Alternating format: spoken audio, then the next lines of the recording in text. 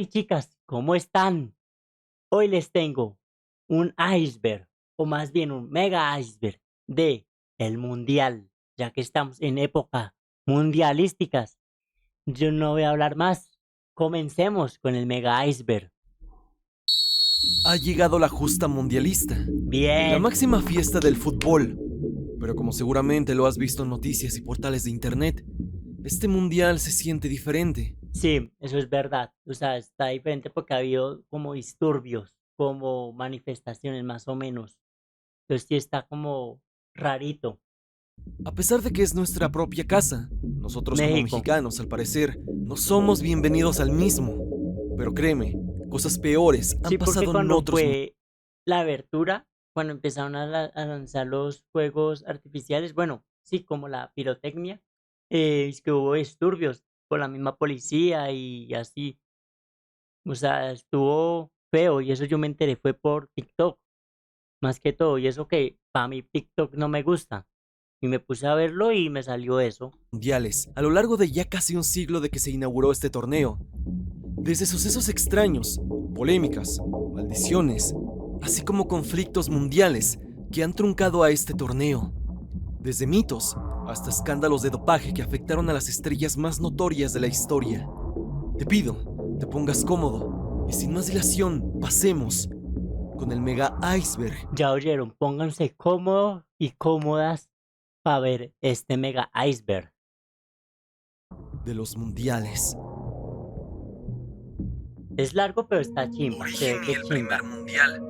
Uy, El el origen primer de la Copa del mundial. Mundo se remonta a las primeras décadas del siglo XX, Uy, impulsada por el deseo de la FIFA, fundada en 1904, de organizar un torneo propio. ¿ustedes saben qué quiere decir FIFA? Quiere decir Federación Internacional de Fútbol Asociados. Es lo que quiere decir FIFA. Vea, un dato curioso. Que También porque me puse a determinara al investigar. verdadero campeón del planeta, ya que hasta entonces el fútbol dependía del amparo de los Juegos Olímpicos. El gran arquitecto de esta hazaña fue el dirigente francés Jules Rimet, presidente del organismo, quien desafió el boicot y los celos de los comités europeos para dar vida al proyecto. Tras intensas negociaciones con el Congreso de 1928, se determinó que la primera edición se celebraría en 1930 y la sede elegida fue Uruguay. A ver, para mí lo personal, a mí me parece que Uruguay es un equipo fuerte. O sea, es un equipo bueno. En este caso no estoy muy enterado cómo está Uruguay. Yo no me sé los nombres de los jugadores, eso no tengo ni la más mínima puerca idea, no sé, no me sé los nombres. Pero sí sé que es un equipo bueno. Es como Argentina, pero es que Argentina es mucho mejor porque saben trabajar más en equipo y también porque es que tienen una de las estrellas más grandes que ha tenido, bueno, la segunda estrella más grande porque la primera que hubo fue Maradona. Esta vez tienen la segunda estrella más grande que es Messi. Es como en Portugal que tienen a Cristiano Ronaldo. Sí, entonces son unos equipos grandes porque ya tienen como cierta, ya tienen fama de jugadores buenos. Entonces, para mí, en conclusión, Uruguay me parece un buen equipo. Por reconocimiento a su bicampeonato olímpico y a su oferta de cubrir todos los gastos de traslado y alojamiento de las delegaciones, además de coincidir con el centenario de su primera constitución. Aquel primer mundial de Uruguay 1930 Ok. estuvo envuelto en una precariedad y una profunda brecha geopolítica, debido a la Gran Depresión de 1929 y el extenuante viaje en barco de más de 2 semanas a través del Océano Uy, Atlántico. qué porquería uno viajar en barco, qué mareo. La gran mayoría de las potencias europeas se negaron a participar, Ah, con logrando razón. Rimet convencer a duras penas a solo 4 selecciones del viejo continente: Francia, Bélgica. Es que estar en viaje en mar es horrible, o sea, uno se marea, y uno es solo ver mar. Uno no es como en el avión que uno llega rápido. En el mar uno se demora más, más tardado por mar que por aire. Yugoslavia, Rumania. Esto para unirse a los 9 equipos americanos restantes. Sin una fase de clasificación previa, el torneo comenzó el 13 de julio en un Montevideo que apenas terminaba de construir a marchas forzadas el colosal Estadio Centenario, y la final del 30 se convirtió en una caldera de altísima tensión y rivalidad entre Uruguay y Argentina. Uf, Tal era la desconfianza mutua que el partido se tuvo que jugar con dos balones distintos, el argentino en el primer tiempo y el uruguayo en el segundo, qué mientras más de balones tan 10.000 hinchas feos. visitantes. Eso sí que en esa época jugar, qué balones tan feos de esa época. Feos, o sea, pues tienen historia, pero feos. Cruzaban el Río de la Plata en medio de un ambiente de hostilidad absoluta, donde los árbitros temían por sus vidas. Finalmente Uruguay hizo valer su localía y se coronó como el primer campeón de la historia al ganar 4-2, inaugurando una era mítica y marcando el nacimiento del fenómeno cultural más grande y lucrativo del planeta. Wow, increíble. Nivel 1. Nivel La Copa 1, del Mundo es una réplica. ¿cómo El así? momento cumbre de cualquier mundial de fútbol es ver al capitán de la selección campeona levantar el glorioso trofeo dorado frente a millones de espectadores. Sin embargo, detrás de esa icónica postal se esconde un secreto que pocos aficionados conocen. Los jugadores no se están llevando a casa la copa auténtica. El trofeo que vemos en la ceremonia de premiación no es el original, sino una réplica exacta de altísima calidad. Toda esta historia de exclusividad comenzó en el año 1974, tras la entrega definitiva del anterior galardón, la Copa Jules Rimet, a Brasil en 1970. La FIFA introdujo el diseño actual para la Copa Mundial de Alemania Occidental 1974. Esta impresionante obra de arte, creada por el renombrado escultor italiano Silvio Gassaning, representaba a Ok. dos figuras humanas sosteniendo el planeta y está fabricada en oro macizo de 18 quilates. Ush, Debido a su incalculable valor histórico y económico, la FIFA económico. implementó una nueva y estricta regla a partir de este mismo Mundial de 1974. A diferencia del pasado, ninguna nación podría quedarse con el trofeo auténtico en propiedad, sin importar cuántas veces. O sea, lo que quieren están explicando es que em, les da uno, para el equipo le dan uno para uno réplica, pero con certificado en sí, autentificación y toda la vaina, o sea, pero es réplica, no es el original, pero pues sí está certificado y todo, es lo que están haciendo entender, o es lo que yo estoy i- interpretando más bien. Ganar al trofeo. Por esta razón, la Copa del Mundo original solo hace una breve aparición estelar durante la premiación. Una vez que termina la celebración de la cancha, el trofeo genuino regresa a la sede oficial de la FIFA, en Ah, Zurich, sí es Suiza. eso. En su lugar, y como tradición ininterrumpida, desde 1974, la selección campeona recibe una réplica oficial, hecha de bronce y chapa de oro, para conservarla permanentemente en sus vitrinas nacionales. Ok, estoy entendiendo bien. Tú, solo tú, creando tu app en Base 44. Bueno, ¿y ahora qué? Las mascotas de los mundiales. Las Hoy en día mascotas. Vea, una de mis mascotas favoritas es esta, la de Río de Janeiro. Me gustaba harto. Y un amigo, él tuvo se disfrazó de esta mascota, tuvo esta. Pero a mí siempre me gustó más el armadillo, incluso yo lo tenía de llavero, pero a mí se me perdió. Este sí está horrible. Este la acabé de ver y es horrible. Me gusta más me gusta más el armadillo que el anterior que les mostré, que es el de Sudáfrica.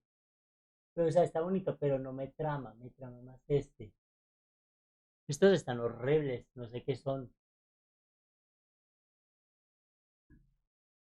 Es imposible imaginar una Copa del Mundo sin la presencia de su identidad gráfica animada, pero esta colorida tradición no existió desde los inicios del torneo. El concepto nació oficialmente en el Mundial de Inglaterra 1966, con la aparición de World Cup Willy, un carismático león que vestía la camiseta de la bandera británica. Willy no solo inauguró la era de las mascotas comerciales, sino que demostró el enorme potencial que tenían estos personajes para conectar emocionalmente con la Con el afición y público, vender todo tipo de productos promocionales. claro, o sea, eso también les da un beneficio extra. sea, aparte de las entradas del partido, el- uno compra el muñequito, que compra el llaverito del de la mascota o de la Copa del Mundo, o sea, es rentable. A partir de este momento, cada país anfitrión comenzó a diseñar personajes inspirados en su propia cultura, geografía o folclore. En México 1970, el protagonista fue Juanito, un tierno niño futbolista con un sombrero de charro que reflejaba la hospitalidad del pueblo mexicano.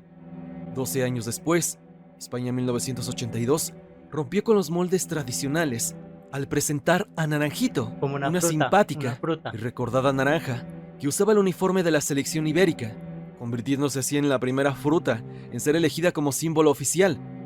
Para México 86, la creatividad local volvió a destacar con Piqué, un pícaro chile jalapeño verde que lucía un enorme bigote y una vez más el icónico sombrero de charro, De charro. consolidándose como uno de los personajes más entrañables y queridos en la historia del fútbol. La evolución de estos símbolos ha continuado adaptándose en tiempos modernos, incorporando desde criaturas Estos están futuristas y horribles. extraterrestres. O sea, perdón a los que les gusta y perdón Corea, perdón Japón, pero están horribles, Hasta seres un tanto deformes. extraños, como la mascota de Qatar, la cual Sí, esta sencillamente es una mascota muy simple, pero es que esa tiene una breve explicación. Para ellos que son musulmanes, ellos escogieron esa mascota porque es el turbante, lo que se pone en la cabeza acá. Entonces uno lo ve con fantasmita, pero uno viéndolo a detalle, que ahí se nota, es el turbante, lo que pues, se ponen ellos en la cabeza. No es un fantasmita. Porque en las foticos que sacan de las imágenes y todo, parecía un fantasmita y no era un fantasma, era el turbante. era rara. Esta larga tradición alcanza su punto más reciente para el Mundial de 2026, Mm. organizado de forma conjunta por Estados Unidos, México y México y Canadá. Canadá. Para esta edición norteamericana, O sea, aquí están. El de Canadá, pues es la mascota que es el alce. Em, para México, que es el guepardo o jaguar, no sé cuál es la diferencia ahí, y no sé. Y para Estados Unidos es el águila calva.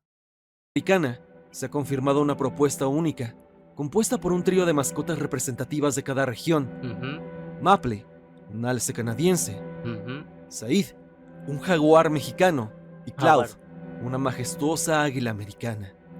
Que de los últimos mundiales, creo que estos son de los más amigables que ha habido. No, faltó el armadillo también es amigable. Hay otro Sin comercial. experiencia crediticia o reportado, te damos la mano y decimos sí. Cállate. Los mundiales más costosos. Organizar una Copa del Mundo ha dejado Vea, de yo creo que el más costoso ha sido el de Qatar. ser solo una fiesta deportiva para convertirse en un monumental desafío financiero y de infraestructura. Con el paso de las décadas, las naciones anfitrionas han tenido que desembolsar sumas que desafían la imaginación, transformando ciudades enteras para cumplir con las rigurosas exigencias de la FIFA. Sí. La era moderna de las Bof, ciudades qué enteras tapada. para cumplir con las rigurosas exigencias de la FIFA.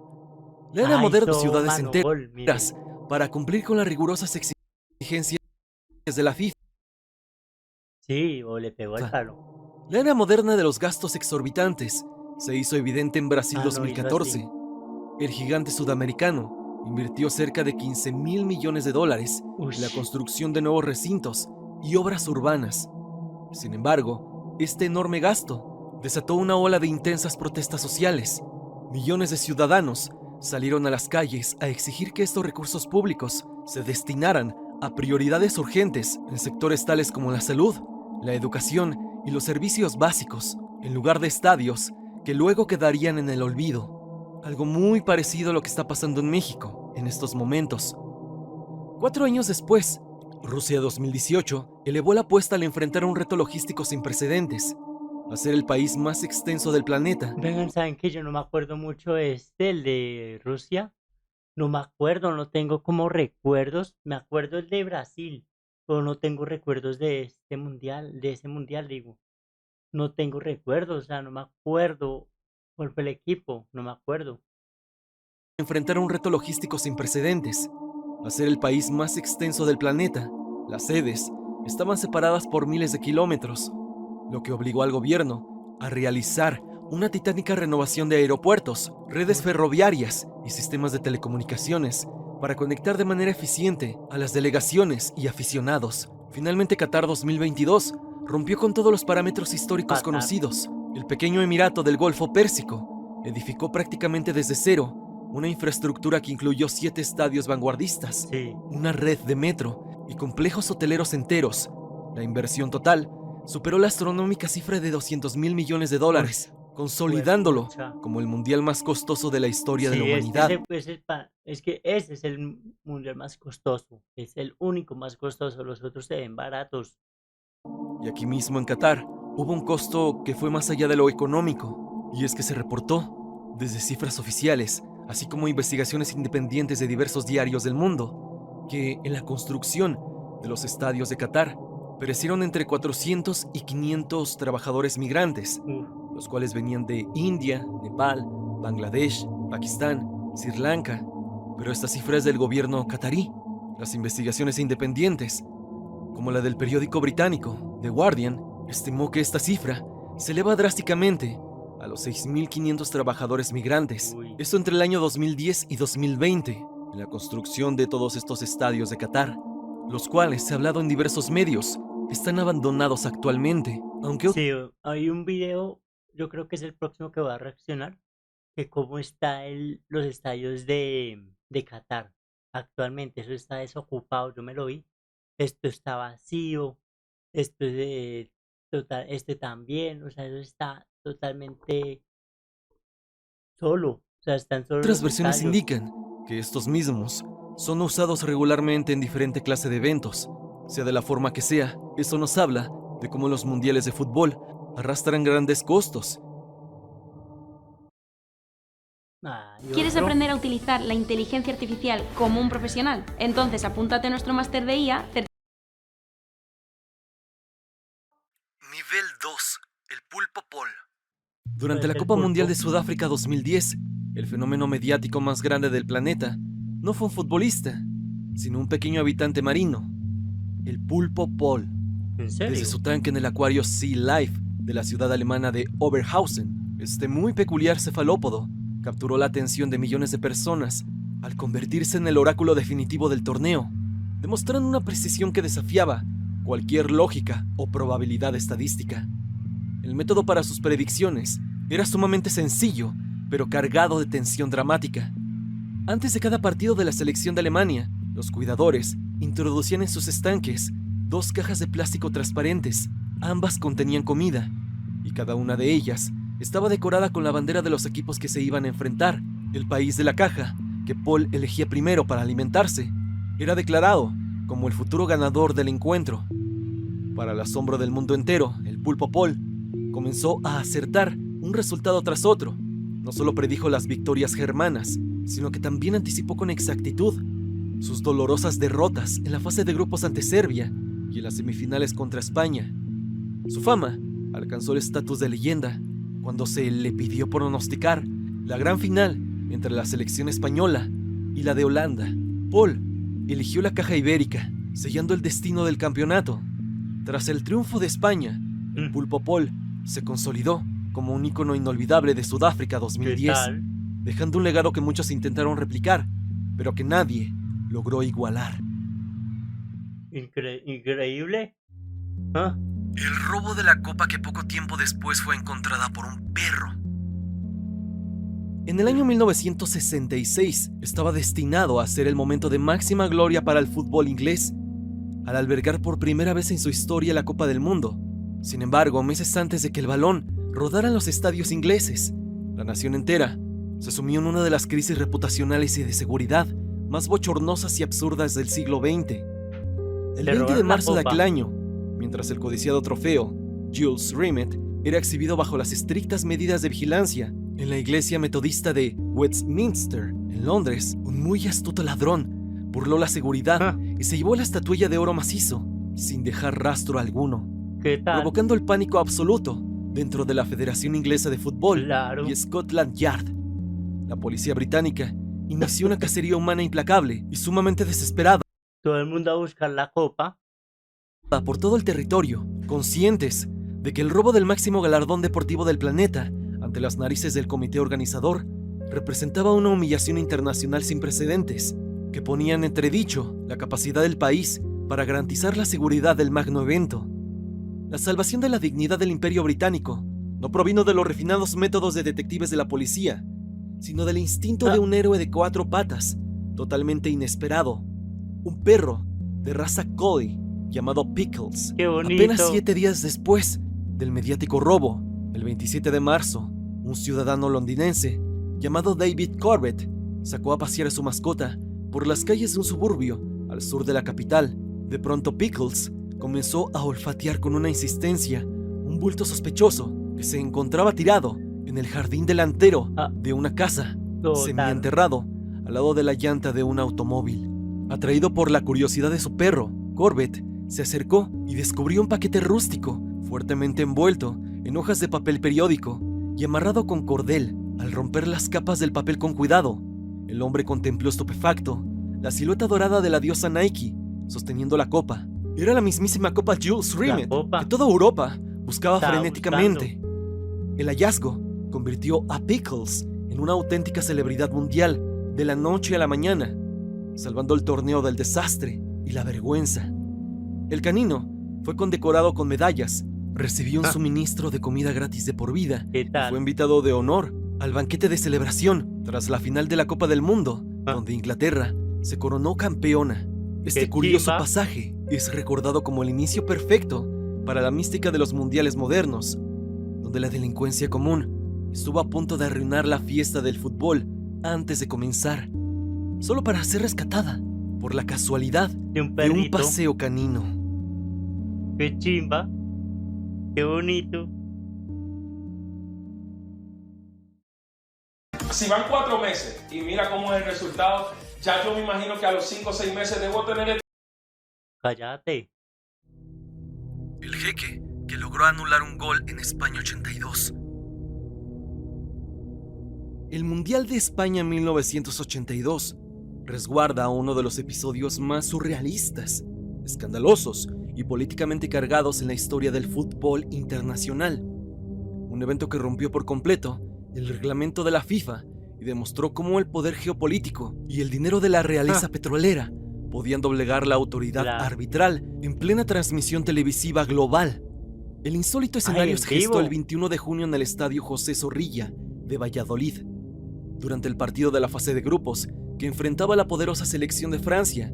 Durante la selección debutante de Kuwait, el juego transcurría con una clara superioridad de la selección francesa, cuando en el minuto 80, el mediocampista francés Alain Giresse anotó el 4º gol para su causa. Sin embargo, los defensores de Kuwait se habían quedado completamente estáticos segundos antes, permitiendo la anotación debido a que escucharon un silbatazo proveniente de las tribunas, que confundieron con la orden del juez central, que era el árbitro soviético, Miroslav. Los confundieron. Uy, qué porquería. Claro, los confundieron. Confundieron el silbato y claro, estos aprovecharon. Stopar, mientras los franceses celebraban y el árbitro validaba la anotación en el tablero. Uy, qué La furia estalló en el palco de honor, donde se encontraba el jeque, Fahid al-Ahmad al-Sabah, hermano del emir de Kuwait. Emir es un término para describir a un jefe de Estado islámico, y que también este mismo era presidente de la Federación de Fútbol de su país. No, Y es entonces que el primer mencionado, indignado ante lo que consideraba una injusticia flagrante, y así como estaba el jeque, vistiendo su túnica tradicional y rodeado de guardaespaldas, tomó la decisión sin precedentes de abandonar el palco presidencial, descender a las gradas e invadir directamente el terreno de juego ante la mirada atónita de los miles de espectadores y la seguridad del estadio, los cuales no se atrevieron a detener al mandatario árabe. claro. Una vez en la cancha, el jeque comenzó a gesticular airadamente, ordenando a sus futbolistas que abandonaran el partido y se retiraran al vestidor si el gol no era cancelado de inmediato. Rodeado por una marea de oficiales, jugadores enardecidos y policías, el árbitro soviético, Miroslav Stupar, cometió el error histórico de ceder ante la inmensa presión política y las amenazas del monarca, Claro, En un acto qué de cobardía miedo. profesional inaudito, el colegiado se retractó de su propia decisión y anuló formalmente el gol legítimo de Francia, reanudando el encuentro con un bote a tierra. Aunque Francia terminó ganando el encuentro por 4-1, las consecuencias de esta humillación institucional fueron severas. La FIFA sancionó a Kuwait con una multa económica y suspendió al árbitro Stupar de por vida, dejando este bochornoso pasaje grabado como la única vez en que un miembro de la realeza impuso su ley sobre el campo de juego, quebrando la Desgraciado. soberanía del arbitraje mundial. Qué porquería. Lo que hace la plata prácticamente.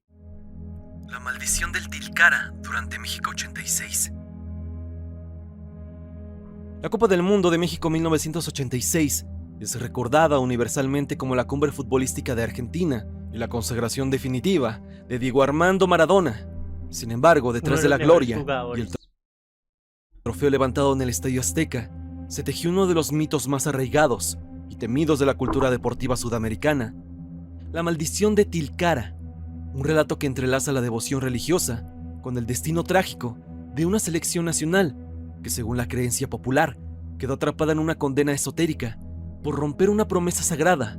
La historia comenzó a gestarse a inicios de ese mismo año, cuando el director técnico de la selección argentina, Carlos Salvador Vilardo, obsesionado con los efectos de la altitud mexicana sobre el rendimiento físico de sus futbolistas, decidió trasladar el campamento de entrenamiento de la selección a Tilcara, un pequeño y pintoresco pueblo ubicado a casi 2.500 metros sobre el nivel del mar, en la provincia de Jujuy, al norte de Argentina. Durante las extenuantes jornadas de preparación en el hostil clima andino, los futbolistas argentinos convivieron estrechamente con los habitantes locales, quienes los cobijaron con calidez.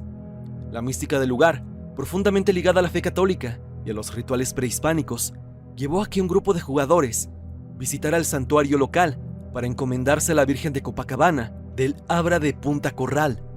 De acuerdo con los testimonios de los lugareños, los futbolistas y el propio cuerpo técnico realizaron un pacto místico ante la imagen de la deidad mariana. Prometieron solemnemente que si lograban sortear las adversidades y regresaban al país consagrados como campeones del mundo, volverían en peregrinación hasta ese mismo altar para postrarse ante la Virgen y agradecerle el milagro de la victoria. Argentina cumplió su gesta en tierras mexicanas, desplegando un fútbol legendario, pero tras la vorágine del triunfo, los festejos masivos y los millonarios contratos comerciales, los jugadores regresaron a sus respectivos clubes europeos y la promesa andina cayó por completo en el olvido. Fue entonces cuando la supuesta maldición cobró fuerza y comenzó a manifestarse como una sombra implacable sobre el fútbol argentino. Durante las siguientes 3 décadas y media, la selección albiceleste sufrió una racha inexplicable de desgracias, lesiones fatales en momentos clave y dolorosas derrotas en finales consecutivas, Claro, porque no cumplieron su promesa. incluyendo los subcampeonatos de Italia 90, Brasil 2014 y múltiples Copas América. El mito escaló a tal nivel de paranoia colectiva que la propia Asociación de Fútbol Argentino tuvo que enviar réplicas de la Copa y a varios jugadores históricos de 1986 de regreso a Tilcara en años posteriores para intentar romper el maleficio. Un perturbador relato que demuestra cómo el folclore, la culpa religiosa y la superstición pueden moldear la historia del deporte rey Puede afectar. durante generaciones antes de alcanzar la redención. Pero dime, ¿tú qué opinas acerca de esta supuesta maldición Que de la puede ser selección real. argentina? Real. Yo lo creo.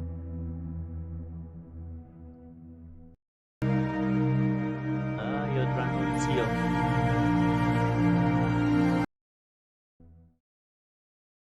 Nivel 3. Nivel 3, El Maracanazo, en Italia 90.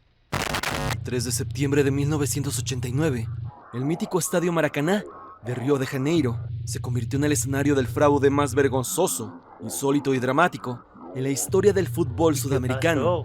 En un episodio de engaño premeditado que hundió la reputación de toda una nación deportiva y que es recordado popularmente como el Maracanazo chileno, la selección de Chile se enfrentaba a Brasil en el último partido de las eliminatorias rumbo al Mundial de Italia 90, con la obligación absoluta de ganar para no quedar eliminados. Se habla que el ambiente era una caldera de tensión y para el minuto 77 del encuentro, Las esperanzas chilenas se desvanecieron por completo, mientras Brasil ganaba 1-0. Fue en ese instante de desesperación cuando el guardameta y capitán de la escuadra chilena, Roberto "el Cóndor" Rojas, decidió activar un plan maquiavélico y desesperado que había preparado en secreto para forzar la suspensión del encuentro.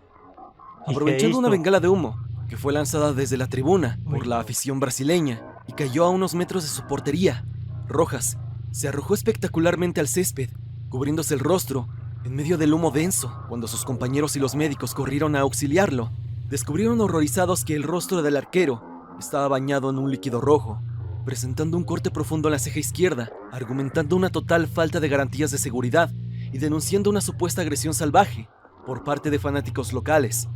El equipo chileno se retiró del campo de juego, cargando a su capitán herido, logrando que el partido fuera suspendido de inmediato y desatando un escándalo diplomático y deportivo que escaló hasta las oficinas de la FIFA. Lo que pretendía ser una obra maestra de la simulación para sancionar a Brasil y clasificar a Chile en la mesa de la FIFA, se transformó rápidamente en el peor de las pesadillas. Las imágenes de televisión de alta resolución y las fotografías tomadas a ras de cancha por los corresponsales internacionales revelaron una verdad demoledora. La bengala jamás se había impactado en el guardameta. Es entonces que, acorralado por las evidencias, el Cóndor Rojas tuvo que confesar la verdad más turbia del fútbol moderno. El portero admitió que se había autoinfligido la herida, utilizando una pequeña navaja de bisturí que llevaba oculta y pegada con cinta adhesiva detrás de uno de sus guantes de juego. Las consecuencias de esta infamia fueron devastadoras, ya que la FIFA le otorgó la victoria a Brasil, descalificó a Chile de las eliminatorias del 94 y suspendió a Roberto Rojas de por vida del fútbol profesional, dejando este retorcido pasaje como el testimonio más bajo de hasta dónde puede llegar la corrupción de un deportista con tal de ganar un boleto de la Copa del Mundo. Algo que es sorprendente por donde se le vea. Le fue mal, muy El mal. agua contaminada de Branco, en Italia 1990. Italia 90 albergó en su fase de octavos de final uno de los capítulos más sucios, antideportivos y bizarros en la historia del fútbol de élite. El escándalo de agua contaminada, un episodio donde las trampas extradeportivas superaron cualquier límite ético durante el clásico sudamericano entre las selecciones de Argentina y Brasil. El partido, disputado el 24 de junio en Turín, transcurría bajo una intensa superioridad futbolística del conjunto brasileño, que estrellaba balones en los postes y asediaba constantemente la portería albiceleste. Fue durante una interrupción de juego para atender a un futbolista lesionado cuando se activó una estrategia clandestina desde el banquillo argentino. El masajista del equipo argentino, Miguel Di Lorenzo, ingresó al terreno de juego cargando varios bidones de agua. Aprovechando la confusión del momento, el lateral izquierdo de Brasil, Claudio Ibrahim Vaz Leal, conocido popularmente como Branco, se acercó para calmar la sed y el asistente argentino le ofreció deliberadamente un contenedor de color verde. Sin embargo, ese bidón en específico no contenía agua. Estaba contaminado en secreto con altas dosis de rohypnol, un potente sedante y tranquilizante de acción rápida utilizado en la medicina psiquiátrica para inducir el sueño profundo. A los pocos minutos de reanudarse el encuentro, Branco comenzó a experimentar mareos severos, visión borrosa y una pérdida drástica de sus capacidades físicas y reflejos, lo que facilitó que Argentina anotara el gol de la victoria por conducto de Claudio Caniggia. La turbidez de este pasaje alcanzó su punto máximo años después, cuando el propio Diego Armando Maradona y el director técnico Carlos Salvador Vilardo confesaron entre risas y verdades a medias en shows de televisión la existencia del bidón contaminado, dejando este infame evento grabado como el fraude químico más descarado del balompié mundial. Feliz sola. Si quieres crear una app, pero no tienes ni idea de programación ni por dónde empezar, échale un vistazo. Nivel 4. El fallecimiento de Lucien Laurent. El 13 de julio de 1930, en el pequeño e histórico Estadio Pocitos de Montevideo, el delantero francés Lucien Laurent escribió su nombre con letras de oro en la inmortalidad del deporte al anotar el primer gol en la historia de la Copa del Mundo, un soberbio remate de volea contra México que dio inicio a la máxima fiesta del planeta. Sin embargo, detrás de la gloria de aquel hito fundacional se esconde una de las ironías más tristes y melancólicas del fútbol moderno. Una historia donde la barbarie de la guerra civil de Europa despojó a un héroe deportivo de los testimonios físicos de su propia leyenda, obligándolo a reconstruir su pasado únicamente a través de la memoria. Y es que al estallar el segundo conflicto mundial, la vida de Laurent dio un giro dramático y alejado de las canchas. El futbolista fue reclutado por el ejército francés y durante la invasión alemana de 1940 fue capturado por las fuerzas del Tercer Reich, pasando 3 duros años como prisionero de guerra en un campo de concentración en Sajonia. Mientras el jugador padecía el cautiverio, las tropas alemanas saquearon su hogar en Francia, robando todas sus pertenencias valiosas. Entre los tesoros confiscados por los soldados alemanes se encontraba su posesión más sagrada, la medalla oficial de la FIFA, la cual habían otorgado en Uruguay en 1930, junto con todas las camisetas, recortes de periódicos y fotografías que documentaban su histórica hazaña, dejándolo sin un solo vestigio material de su gloria juvenil. La justicia poética le permitió a Lucien Laurent vivir lo suficiente para presenciar a sus 91 años de edad el Mundial de Francia 98, donde fue homenajeado por la FIFA y pudo ver a su nación coronarse campeona por primera vez en la historia. Sin embargo, este emotivo pasaje resguarda una profunda oscuridad y nostalgia, ya que el único hombre vivo que había inaugurado la red del torneo más importante del mundo tuvo que pasar sus últimos años explicando su hazaña sin poder mostrarle a sus nietos la medalla que lo avala, un recordatorio de cómo los conflictos geopolíticos y la rapiña alemana fueron capaces de profanar incluso los símbolos más puros de la historia del deporte. Qué chimba, qué mierda.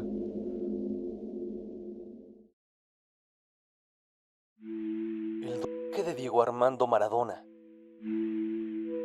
El 25 de junio de 1994, el Foxborough Stadium de Boston fue testigo de una de las imágenes más icónicas y polémicas en la historia del deporte rey.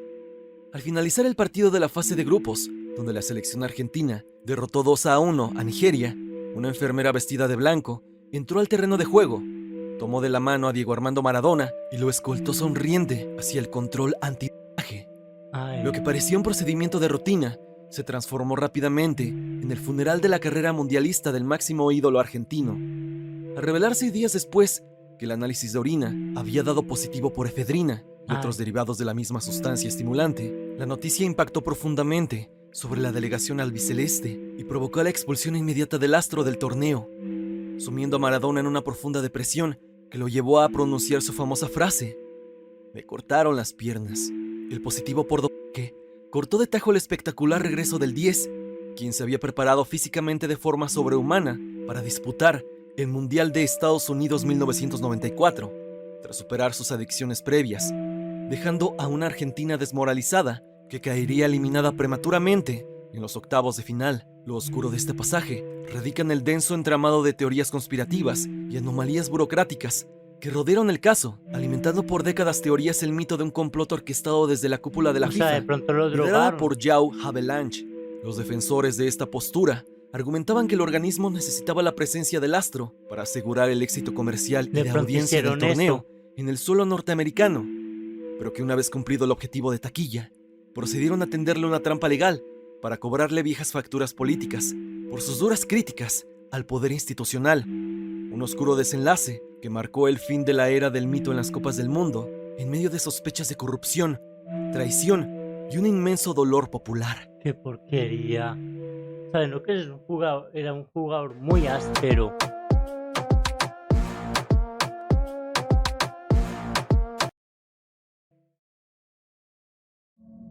Las convulsiones de Ronaldo y la presión de Nike.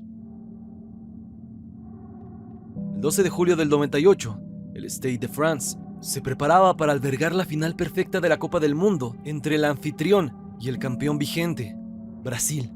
Sin embargo, las horas previas al partido de fútbol más importante del planeta resguardan uno de los misterios médicos y corporativos más oscuros, densos y perturbadores ¿Por en qué? la historia del deporte de élite. Cuenta. Alrededor de las 14 horas, mientras descansaba en su habitación del Hotel Chateau del Grand Romain, el joven delantero Ronaldo Nazáiro, la máxima figura del torneo con apenas 21 años, sufrió un violento colapso físico, caracterizado por misteriosas convulsiones, espasmos y pérdida del conocimiento que aterrorizaron a su compañero de cuarto, Roberto Carlos, quien gritó desesperado pidiendo ayuda médica ante lo que parecía una tragedia mortal. Ronaldo fue trasladado de urgencia a una clínica parisina para realizarle estudios neurológicos y cardíacos de emergencia. Ante la gravedad de la situación, el director técnico de la selección brasileña, Mário Zagallo, tomó la decisión lógica de retirarlo de la alineación titular oficial, entregando a los periodistas una plantilla inicial donde el astro no figuraba, desatando el pánico mediático. Sin embargo, lo que hunde este caso a la cumbre del oscuro es el drástico e inexplicable giro que ocurrió apenas 40 minutos antes del partido. Ronaldo llegó al estadio en un taxi y exigió jugar, afirmando que se sentía bien y fue reincorporado a la alineación titular de forma abrupta. En la cancha, el fenómeno fue una sombra errante.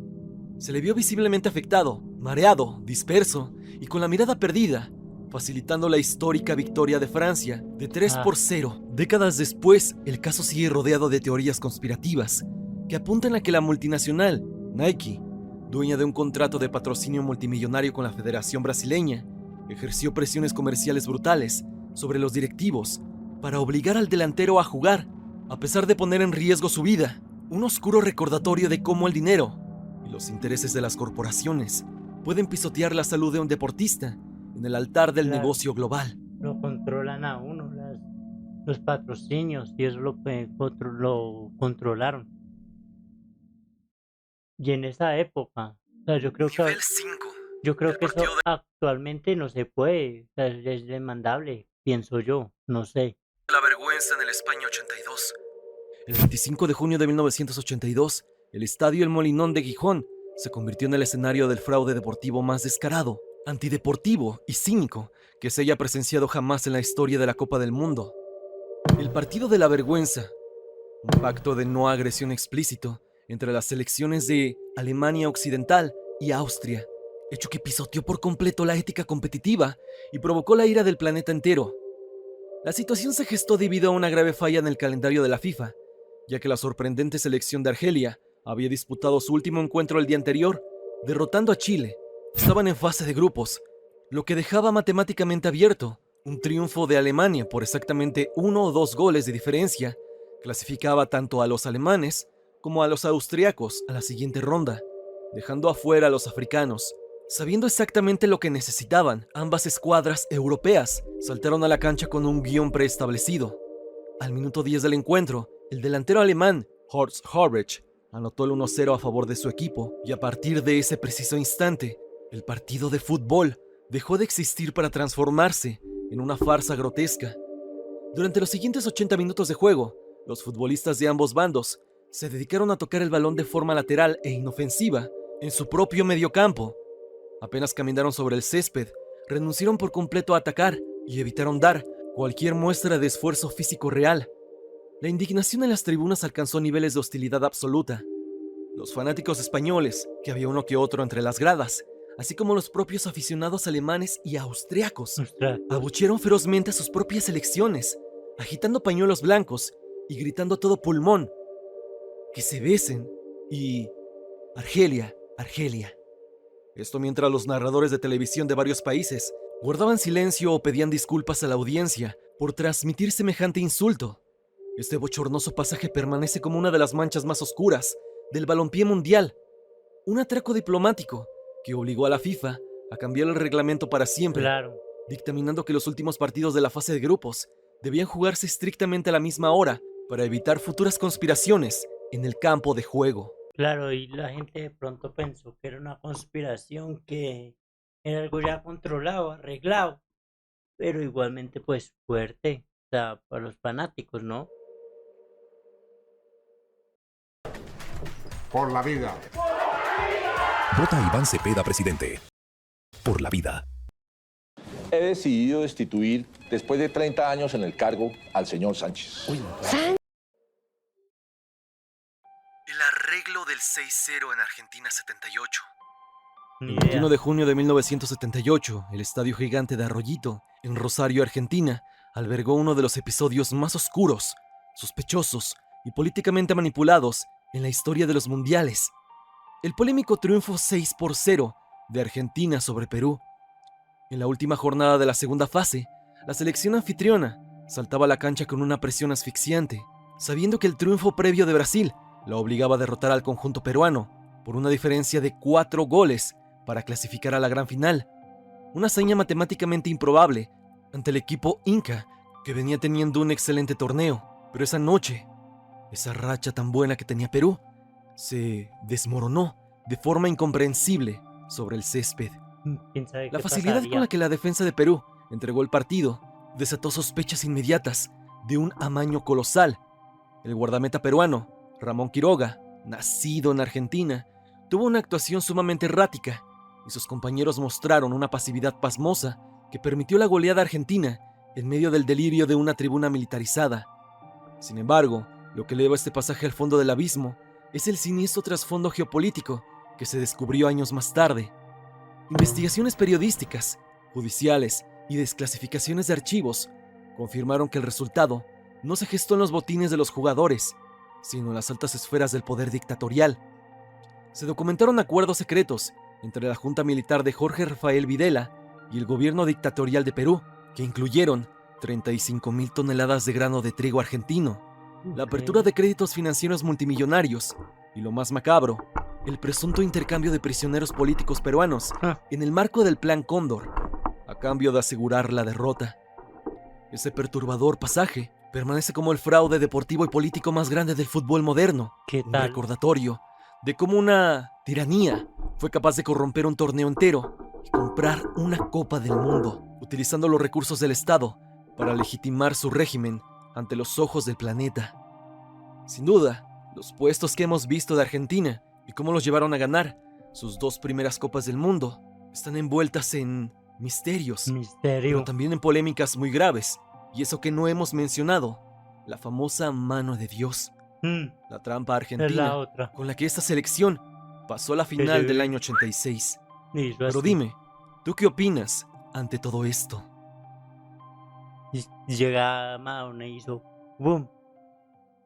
Hizo gol mano de Dios. La batalla de Santiago de Chile, 1962. El 2 de junio de 1962, el Estadio Nacional de Santiago fue escenario del partido más hostil y salvaje jamás registrado en la historia de la Copa del Mundo. La batalla de Santiago, el encuentro de la fase de grupos entre la selección anfitriona, Chile e Italia, venía precedido por un clima de extrema tensión diplomática y social, encendido por las duras crónicas de los 2 periodistas italianos que describieron a la capital chilena como un lugar miserable, atrasado y sumido en la pobreza tras el devastador terremoto de 1960. Estas provocaciones mediáticas transformaron el partido en una auténtica cuestión de orgullo nacional para los locales, convirtiendo la cancha en un campo de batalla desde el primer segundo de juego. La primera falta del encuentro ocurrió apenas a los 12 segundos y para el minuto 8, el italiano Giorgio Ferrini ya había sido expulsado tras propinar una dura patada ante una negativa a abandonar el césped.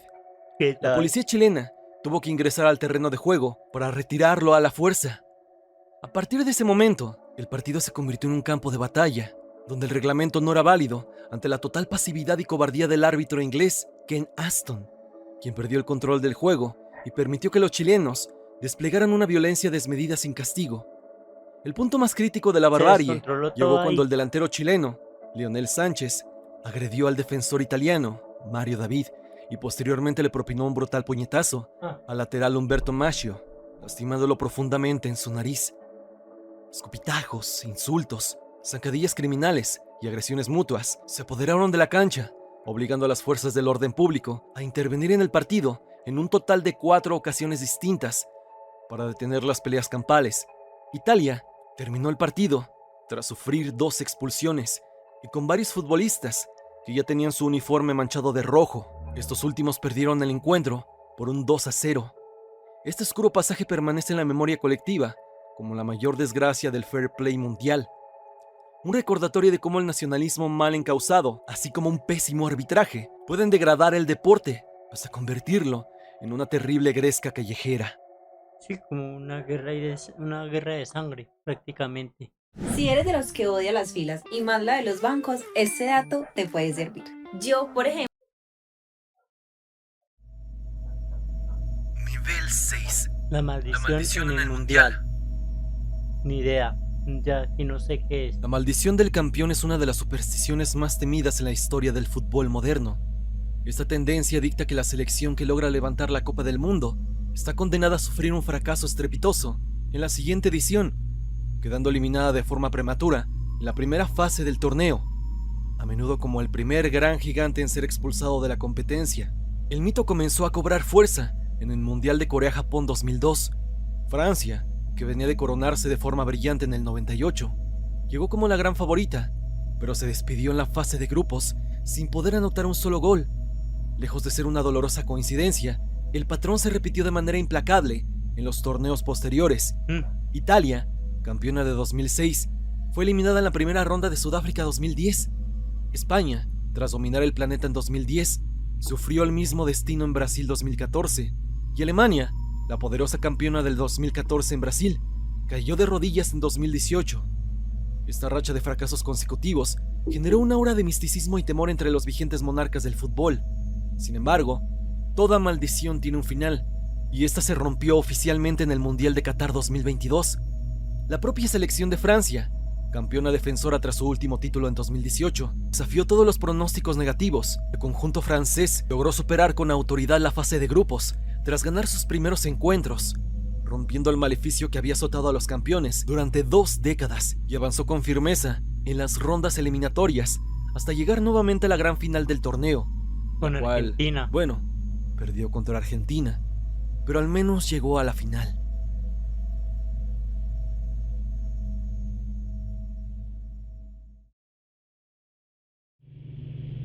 Boicot al Mundial de 1938.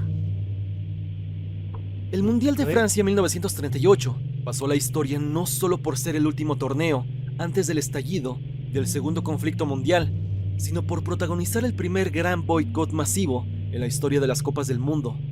Este conflicto no nació por motivos políticos directos, sino por una profunda disputa geopolítica y deportiva entre Europa y Sudamérica. Esto por el control y la sede del torneo más importante del planeta. Originalmente la FIFA había establecido el compromiso implícito de alternar la organización del Mundial entre ambos continentes en cada edición. Dado que Uruguay había sido la sede de 1930 e Italia en el 34, la lógica y los acuerdos previos dictaban que el torneo en 1938 debería de regresar a suelo americano, siendo Argentina la gran candidata y favorita para albergar la justa.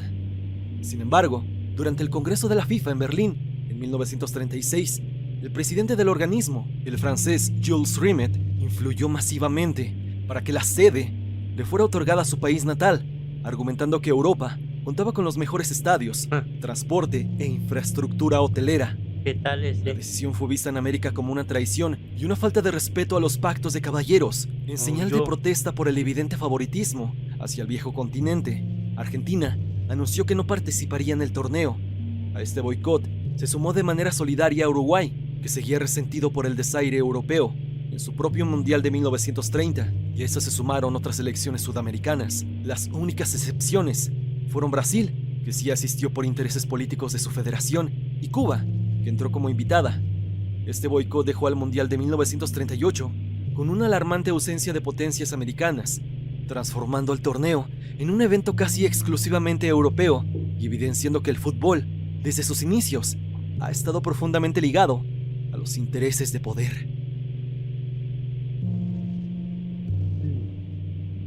Está heavy este iceberg. Imagina que está- puedes crear una app con tu propio nombre, solo con pensarlo e imaginarlo. Con está Base inexplicable. 44. Hay partes que no sé qué pensar, qué opinar. Nivel 7. Mundiales cancelados. La historia de la Copa del Mundo está repleta de hazañas épicas y Uy, qué momentos golazo. inolvidables, pero también esconde capítulos grises, donde el balón tuvo que detenerse por completo. En la cronología oficial de la FIFA, existe un vacío de 12 años que Bien, corresponde a mundiales James, cancelados, de 1942 y 1946. 2 ediciones que nunca llegaron a disputarse, debido al estallido y las catastróficas consecuencias del segundo conflicto mundial. Ush, Para la claro. edición 1942, la disputa por la sede ya estaba en marcha. Alemania Otro e internacionalmente, el régimen nazi presionaba con fuerza para albergar el torneo, buscando repetir el éxito propagandístico que habían logrado con los Juegos Olímpicos de Berlín en 1936. Por su parte, Brasil también había levantado la mano para devolver la competencia a suelo sudamericano. Sin embargo, toda la planeación se desmoronó tras la invasión alemana a Polonia en septiembre de 1939. Ante el estallido del conflicto bélico global, la FIFA suspendió indefinidamente todos los preparativos, dejando al mundo sin el torneo de 1942.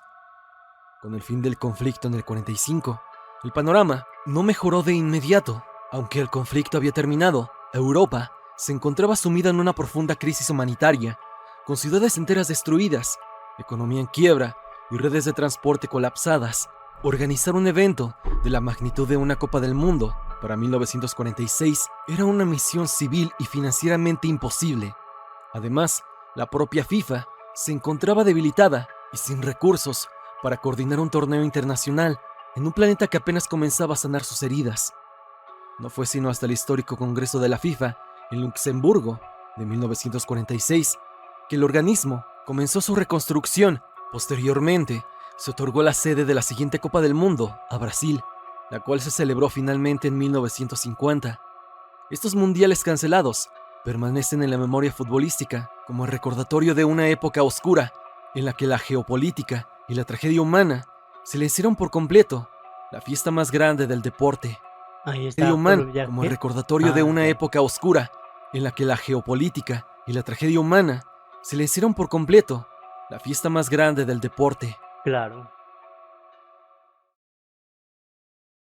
Pues fíjense que en todo esto Colombia no aparece ninguno. O sea, Colombia es como muy decente, llamémoslo así, en eso. Nunca ha tenido una polémica así tan grande. O sea, grande en términos de aparecer acá. El Mundial Fantasma. ¿Cómo así? En los niveles más profundos de este iceberg se encuentra el enigma del Mundial Fantasma, una historia clandestina que supuestamente ocurrió en 1942. La leyenda dicta que mientras la Segunda Guerra Mundial obligaba a la FIFA a cancelar oficialmente la Copa del Mundo, un excéntrico aristócrata llamado el conde Otilio Bayardini decidió organizar un torneo secreto en los terrenos más remotos del planeta, la indómita Patagonia Argentina. Según el relato popular, en medio de la nada se construyó un rústico estadio de madera donde compitieron 12 selecciones improvisadas. Estos equipos estaban conformados por inmigrantes, obreros y exiliados que se encontraban en la región, incluyendo mineros polacos, ingenieros franceses, trabajadores italianos, campesinos guaraníes y una comunidad del pueblo originario mapuche. El detalle más perturbador del mito afirma que el torneo también contó con la participación de un grupo oficial de la Marina alemana, perteneciente a un submarino de una patrulla del Atlántico Sur. La leyenda culmina con una épica y mística final entre los mapuches y los alemanes, donde los locales lograron alzarse con la victoria en un partido que mezcló el honor, la tensión política y el misticismo del fin del mundo. A pesar de que muchos creadores de contenido lo presentan como un escalofriante secreto histórico o conspiración real, la realidad detrás de este mito es puramente artística. Todo nació de la mente del brillante escritor argentino. No, pues yo le veo su cosita rara. O sea, si tiene ahí deben tener su secreto para haberlo hecho así. Osvaldo Soriano, quien plasmó esta fascinante historia en su cuento corto, El hijo de Butch Cassidy. Décadas más tarde, en 2011, los directores italianos Lorenzo Garcella y Filippo Macelloni llevaron el relato al cine con la película El Mundial que nunca se jugó, filmada bajo el formato de falso documental. La producción utilizó imágenes de archivo alteradas, supuestamente cintas antiguas desenterradas y entrevistas ficticias tan convincentes que lograron en su momento engañar a miles de internautas. Claro, Así, sí, el Mundial es Fantasma verdad. pasó de ser una ingeniosa obra literaria a convertirse en una de las leyendas urbanas más fascinantes de la cultura popular futbolística. En alguna secta, prácticamente, lo quisieron convertir.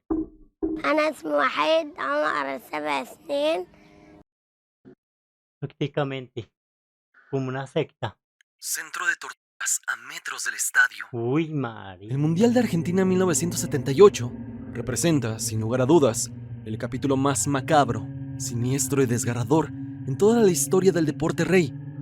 Una puesta en escena perfecta, donde la pasión de las multitudes fue burdamente manipulada para encubrir un genocidio. Mientras la junta militar encabezada por el dictador Jorge Rafael Videla, invertía Tiene una cara de loco, pero súper notable, o sea, es como, uy, todo alterado, por ahí, quién sabe cuántas bajas lleva este pirobo, o sea, tiene una cara de loco, de psicópata. millones de dólares en propaganda para proyectar al mundo una imagen de paz, orden y prosperidad, a escasos 700 metros del estadio monumental de River Plate, el epicentro de la fiesta, donde la selección albiceleste terminaría coronándose campeona del mundo. Se consumaba una de las peores tragedias humanas del siglo XX. El funcionamiento a pleno rendimiento de la Escuela de Mecánica de la Armada, conocida tristemente por sus siglas como la ESMA. La ESMA no era un cuartel cualquiera. Funcionaba en secreto como el centro clandestino de detención y exterminio más grande y letal, implantado por el régimen militar. En su sótano y el triste célebre altillo, miles de ciudadanos, considerados opositores políticos, permanecían encadenados, encapuchados y sometidos a tormentos físicos que son realmente inimaginables. Lo verdaderamente escalofriante y turbio de este pasaje radica en la macabra convivencia acústica y temporal que se dio durante los días de partido. Los sobrevivientes de aquel horror tan testificado, de forma unánime, mencionaban cómo en las tardes de juego, los ensordecedores gritos de júbilo de la afición, celebrando los goles de Mario Kempes, se filtraban por los tragaluces del edificio, mezclándose en una atmósfera irreal con los lamentos, los gemidos de dolor y las descargas eléctricas aplicadas a los presos políticos.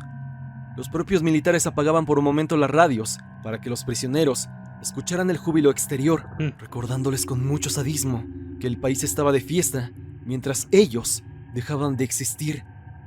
Este perturbador Estaban ahí encerrados, o sea, ellos ahí cautivos. pasaje de Argentina 1978 se ubica en el fondo del abismo del fútbol mundial.